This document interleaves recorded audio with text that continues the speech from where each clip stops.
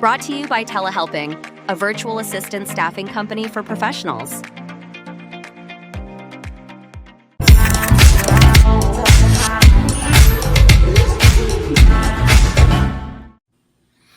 Hello, everyone. My name is Cody Hall. I am the host of The Faces, Entrepreneurs Are People Too, and the founding CEO of Telehelping, a virtual staffing organization, and the herein sponsor of my podcast. So thank you so much, Telehelping, for allowing me the opportunity in my days to talk to Andy. Andy, how are you doing today? Doing well. How are you, Cody? Oh, it is. You know, they say that the Vegas only has 1 week of spring. It's gone. So it was 70 last week. It is now 92 degrees outside. Time to get out by the pool. Oh, yeah. Get out of the office. And I agree. But before we run off on vacation, Andy, I do want to tell, let's let the followers and the listeners here today know who's Andy. Who are we talking with? Yeah. Andy Erpelding. My story is pretty simple, to be honest. I grew up in a small farming community in north central Iowa, went to school at Creighton University, studied accounting and finance. First 8 years of my life was in public accounting, working in audits across banking and capital markets clients. Then I got into a publicly traded company for a couple of years, did some really interesting things from a turnaround situation there, and landed in some private equity portfolio companies. So background has always been accounting and finance. And about 5 years ago, I found fractional leadership. And so now I run a company that provides fractional leadership to middle market companies. So that's me from a work standpoint. From a family standpoint,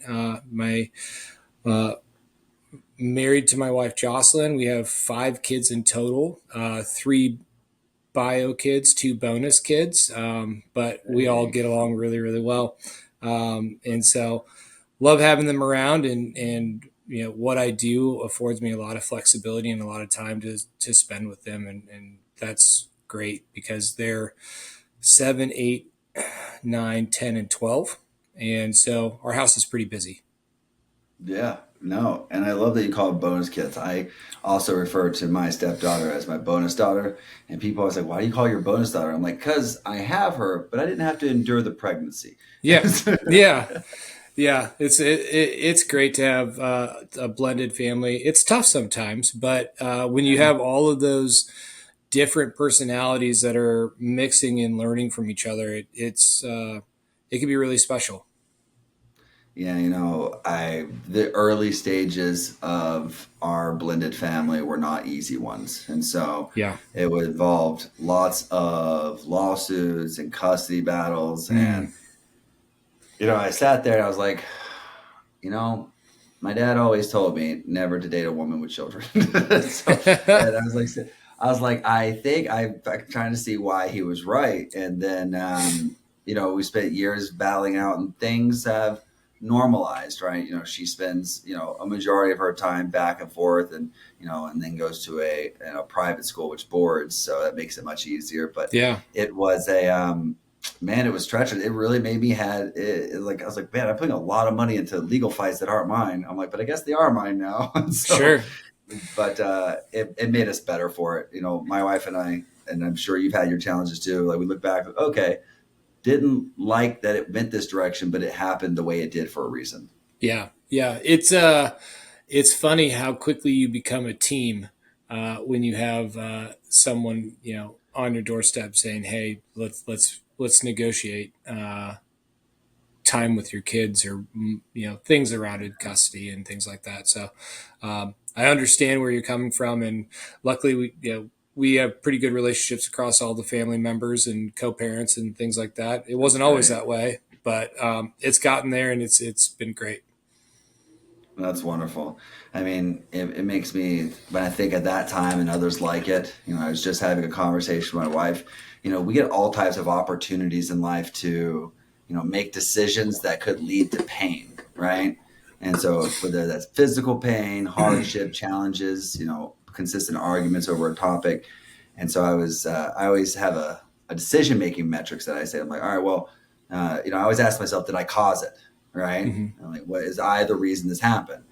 If it doesn't matter if it's yes or no, if I can avoid it going forward, I terminate, right? I break contact. I'm like, okay, I'm done. If I caused it and I can't avoid it, I have to move forward. If I didn't cause it and I can't avoid it, I have to move forward. But I go back to the first time I was sitting in recon selection for the Marine Corps, and these guys walked in looking all cool and everything, and there I was, bright-eyed and 17, and they're like, listen, if you thought you were joining recon to get in gunfights, you should have joined the Navy SEALs. We don't get in gunfights here. We run away from them. So, if you're doing your job well, we're not getting shot at by anybody. So I think about that now. It's like I generally try to make decisions that don't avoid hardship, right? Yeah. But avoid unnecessary struggles, challenges, and difficulties. Oh, Man, yeah. life, you see it on my face. It's much easier. Yeah. Yeah. Well, it's always so funny too, because the things that you learn from are usually the most difficult. But like you said in your matrix, they're the ones that are unavoidable and difficult. So just trying to get through them and understand and become a better person from it is a good growth opportunity. No, definitely. And seeing that you're in the fractional leadership side of things, which, great to move from the blended family, right, Yeah. to the fractional leadership side of things. Blended company. Right, blended company. I'm sure you step into a lot of challenges. I mean, if someone's bringing in a fractional, and I have fractional partners, because telehelping, we work with a variety of folks. We have a client who is a fractional CMO company, and they primarily work in the industrial side of things, like factories, manufacturing, and things. And I get an awesome opportunity to sit down with him and have coffee, because he's one of those clients who actually live in Vegas, which is rare to get in person time with people. So we're sitting down and talking. He's like, yeah. I'm like, why do people want you? I'm like, I know why people, because I do fractional marketing and sales. I know why people want me, but why are they bringing you into the mix? He's like, well, it's not always bad, but it's rarely good. And he's like, he's like, I'm brought in because if it's for good, it's because someone's trying to sell the company. And Yep. so, when you're stepping into mostly chaos, or what brings you into companies, and what type of companies? Yeah. So think of it as companies that are always at an inflection point, and that can be a turnaround situation. That can be we caught the bus and we're growing at a pace that we can't keep up with.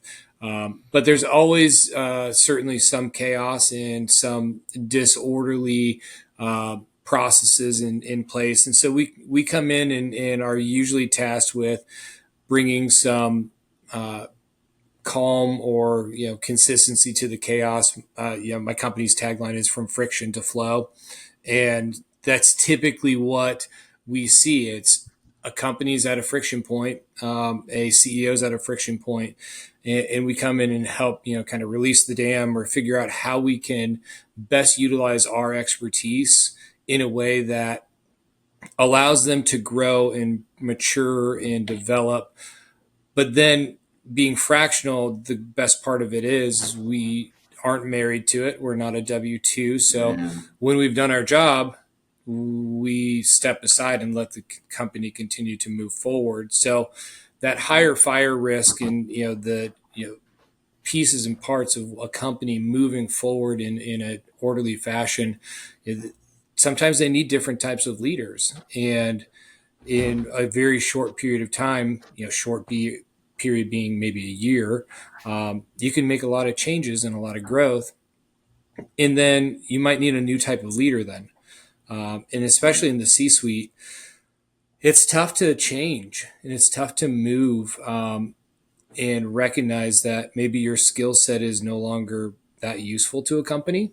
And so that's why I promote and work in fractional so much is we can have a group or a team of people that have different skill sets and interchange them out based off of the needs of the company, or match them to a company that is in manufacturing or is in nonprofit or is in the services, trying to build a team intentionally to have a wide variety of leaders that aren't just finance leaders. Fractional CFOs are fairly common now, but seeing the progress and proliferation of operations leaders, HR leaders, marketing leaders, it makes it really an interesting value add and proposition to companies saying, you can come, work with us and we'll bring 3 leaders to your team.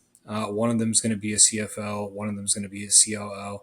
And also you need a tactical leader that's more in the front line. So we're going to bring a controller, a senior accountant, or, a VP director type level person in, and let them be smart people within your company. No, that's great. And, I definitely have always seen, especially the way you say it, I see that as like a special purpose, more like a military would look at it like the special operations scalpel approach to things. Like we're bringing in 3 key individuals that are going to be able to create influence and build from that advisory standpoint. And so I love that. And I also like that you identified it as an inflection, right? We always like to look at things as good, bad, right? Things are going well, things are going bad, but things could be going bad because you caught the bus, like you said. Yeah. Right. And I've been there. I mean, telehelping, when we jumped to what we would consider a medium-sized company, it wasn't like a ladder. It was like a ladder and then a hop. Right. And then everyone was trying to figure out, what are we going to do? How are we going to make this work? Right. And I love those type of environments. Yeah, that I thrive in that, like that chaos. And you have companies that, typically when they're at their inflection point, they call me about 2 months later because they've tried to figure it out, and they're like, "Oh shoot, we might need some help. This isn't working." And so there's a lot of times where you come into a little bit of a mess or a little bit of a opportunity to make change, and it's so rewarding to come in, be that voice of calm, say, tell the CEO, the management team, like, yeah, I've done this before. I've been in your exact shoes before at a company 2 years ago or 2 days ago, and you're not in this alone, which is an easy way of saying you're not unique in your problems, because there's a lot of problems that happen across all companies that are fairly similar. And we can come in and make change and be really effective pretty quickly. No, that's great. And I love that. And so, and I think I compared this to my experience. I do fractional CMO and sales, but only for my current clients. And so I don't go outside of my current clients because I don't have that much time. Right. And I don't take any more than 3 and at one time, because again, I actually have a company to run. Right. But I also, most of the time I do it with the purpose of like, I'm either vested in the idea. I love a good idea. And that's one thing I found out about being a virtual staffing organization. I get to live vicariously through entrepreneurs, even though sometimes I'm far from what you would say the bootstrapping phase of the company. And so I get to like, oh, this guy's doing a fundraising round, or like, oh, we're going to try out this new approach, this new department. And when I see them, I oftentimes think timeline. And I'm very honest. I ask people, I'm like, well, what is your tolerance? What is your timeline, your roadmap for success? Like, are you going to be fine in the next 6 months, when the process starts kicking in place, you start seeing the change? Or do you need to see them immediately? Where are you with your cash flow? And I have to figure out those things, because I tell people I can fix things, but I am not a miracle worker. Right. Yep. And so if you want me to fix it tomorrow, can't. I can work with you over the next 3 months to set you up for the next year worth of progress, but it's going to require you to do some things. I imagine that's a lot of conversation you have to do in the due diligence phase, because you're limited on how much you're going to actually spend at that organization in terms of time. Yeah. No, you said it really well. It's a lot of expectation management and expectation setting. The nice thing about having a team approach and having a deep bench of professionals at Flow is I might not have the time to do it, but I've vetted, hired, and know the team that's behind me that can come in and do a great job. And so really the growth of the team has been so organic because we allow them to come in and move and change and make, be effective in their roles. And it's sometimes the question of, hey, if you need change tomorrow, great, we can bring 6 people in and figure this out.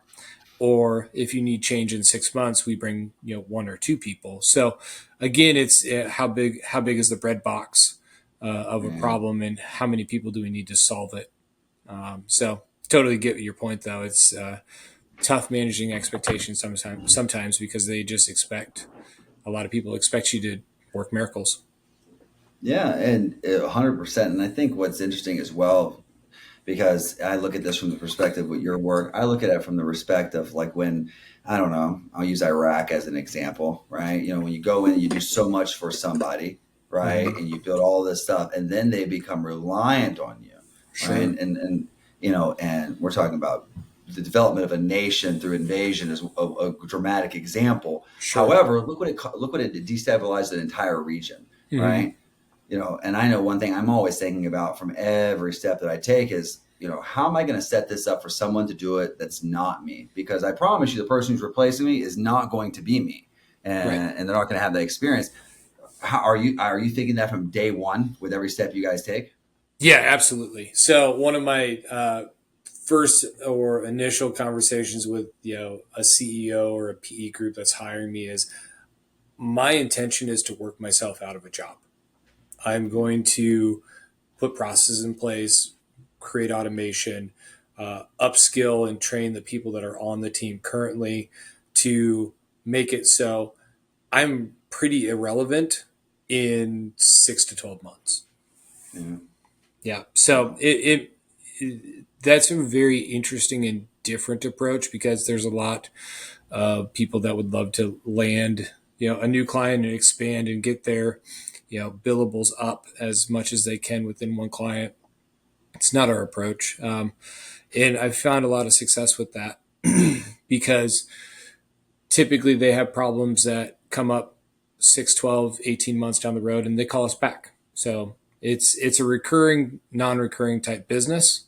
But because we're diligent with our time, and with the intention of not trying to be there forever, it creates a lot of trust.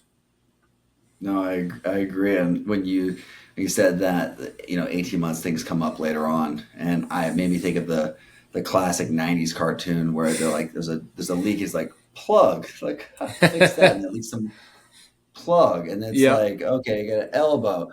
And I think one of the most common things that I experience when I'm in those consulting roles, and I love replacing myself, and which is why I think that it's, life has led me towards telehelping, because now I help people replace themselves Mm-hmm. oftentimes. And then I always found out early in life, I'm like, why do I hire such great people and then find myself being bored? And so then I'm like, oh, wait, I was made for this. But one thing that always strikes me is the shock that people have, and shock is maybe an overstatement, but the surprise people have when you're solving problems and other problems pop up, Yeah. right? And they're like, wait, I thought things were supposed to be improving. Like, well, we went in for basic surgery and we found out that there's actually sepsis, and right, and so we have to do other things. Yeah. Um, is that something that you experience, where you go in to fix one problem and then fixing that problem creates another problem, and so it's kind of cascading sometimes? Yeah. Yeah.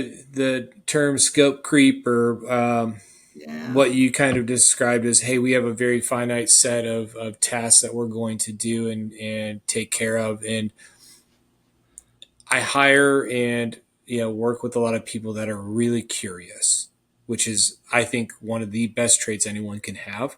It's asking questions and saying, well, tell me more about this. And I can tell you, every time that I come into a company, I ask a lot of questions, and sometimes it uncovers things that they're not particularly aware of, or at least some of the management team isn't aware of. And so Mhm. you pause and say, "Do you want me to dig into this? Do you want me to let it be?" And typically the answer is no. Let's dig into this, and that's kind of the fun part of the job, and the intellectual variety that we get is you know being there to help, but also being there to learn, and use what we've learned from this company for the next 2, 5, 10 companies, and say, hey, I saw this problem here. I wonder if you have this problem also. And it's funny how sometimes that works out. No, I love that, Andy. And shifting into your abilities to step into an organization and kind of ask questions, create stability and functionality, and then forward progress. Do you find that those skills translate into to running your household of six, five kids and the wife? Do you find that you're able to push that ship at a smooth, are you able to turn friction into flow at the house? We try really hard. My wife is also an accountant, and so we talk in spreadsheets. I promise you, we have a very robust monthly budgeting exercise with household income and expenses that we both actually really like, and that's I'm sure a lot of people listening would roll their eyes at, but. We try and do a really good job of taking opportunities to make sure that everything's going well with the family. And, it's turns into how do you have, important or crucial conversations.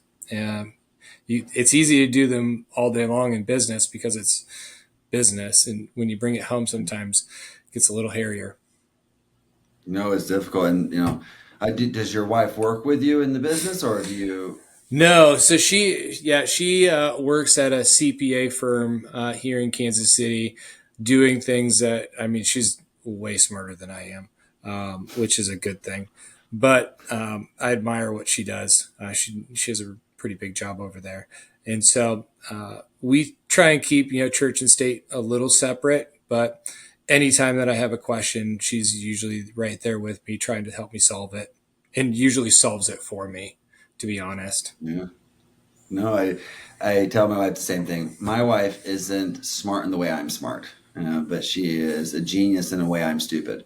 And so, we own some restaurants together, and I will leave. And so, I am a numbers person. I got a master's. I got a Mac, and so I love my numbers. I love my sheets, and Yep. so I built some really beautiful things that she just has to operate inside of. Not her forte, right? Doesn't like updating them, but I've gotten her really good at it. I'll leave her love letters in Spanish and throughout the different sheets, and she'll find them later on. And so when she's like working through the sheets, she'll find them later on. That's so funny. So my wife and I, as we were blending our families, were working on a new plan or a new house design, and we were in two separate cities.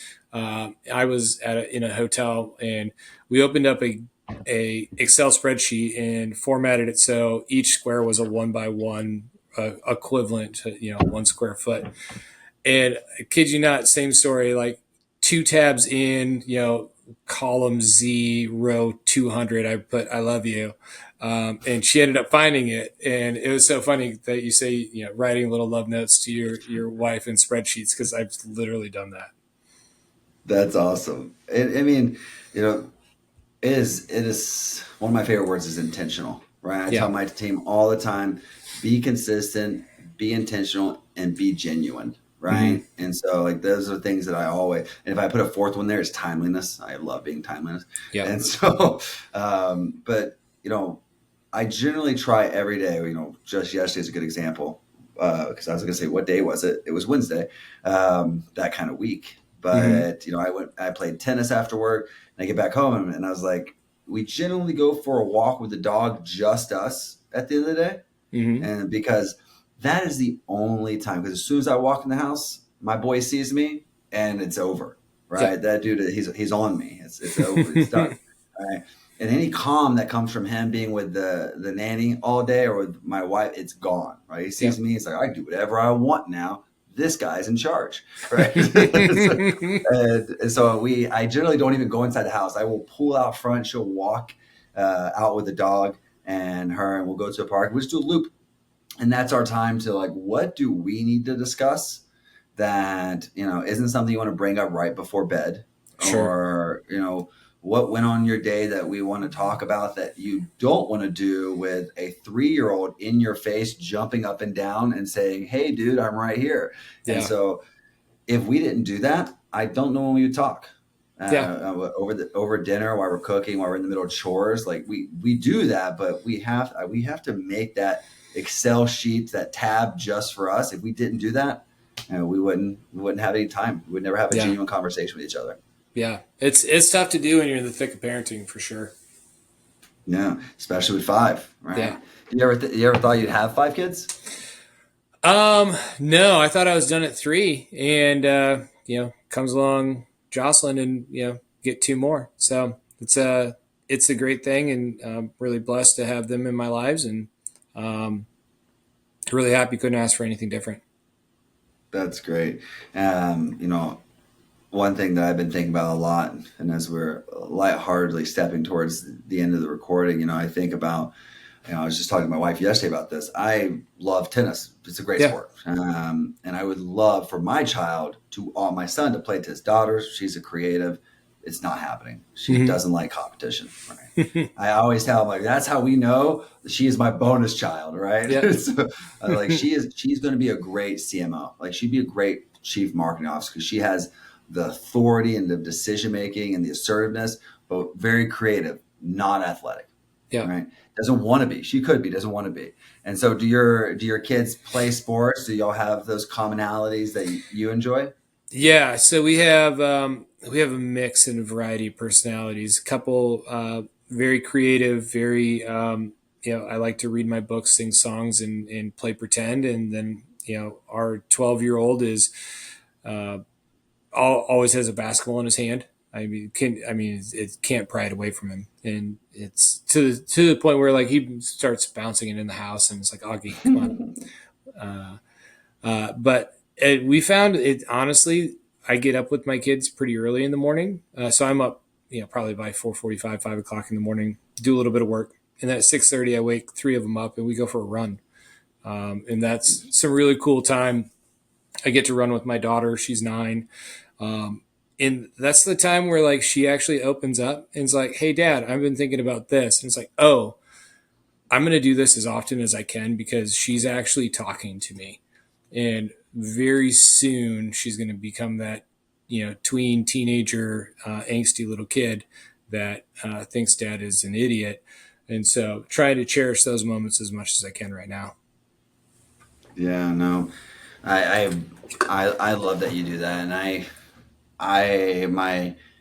we have a nanny, which is great because I don't know how we do it between my wife being, now 9 and any day months pregnant. I'm not saying that she doesn't do anything of value, but she sits all It's day. really tough. Rightfully Yeah. so. Yeah. Right? Rightfully so. Totally. So we have a nanny, and it was weird moments with her at first. And I had to tell her because she's solo Spanish speaker, and I'm talking to her. I'm like, bath time is me and my son's time. Like, I don't want you to bathe him beforehand. Like, I know thank you, I appreciate it. Like, but I want to come home and, like, I want to possibly get dirty. Like, maybe we'll do something.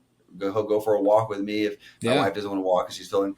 But that's such an important time for us because it's like our time. We play pretend. We build with Legos, right? Yeah. And I have to fill up the entire tub, right, with Legos. Bubbles too on the side. Yep. We're like building our little wall between each other, knocking it down. Like, that's my time with him, and I enjoy that so much. And I think that it's really cool that you get that opportunity. I look forward to having that as my son progresses in growth, being able to get those moments with him, and that's what it's about to me.